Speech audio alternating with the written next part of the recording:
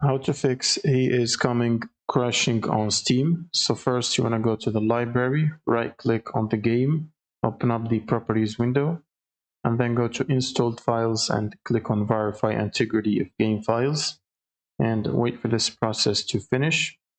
Now once this is done, click on the browse button and find the game's exe file.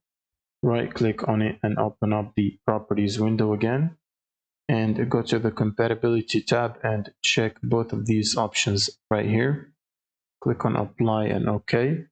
Now you want to go to the general tab and under launch options add the following command, which is -dx11. Then you can close out of this.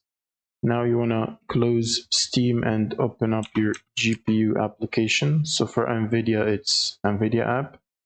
You will need to download and install it if you don't have it already. Then go to the drivers section and check for updates. Make sure to download and install the latest GeForce Game Ready driver. And once you do that, you should simply restart your computer. And after restarting your computer, just open up Steam as administrator.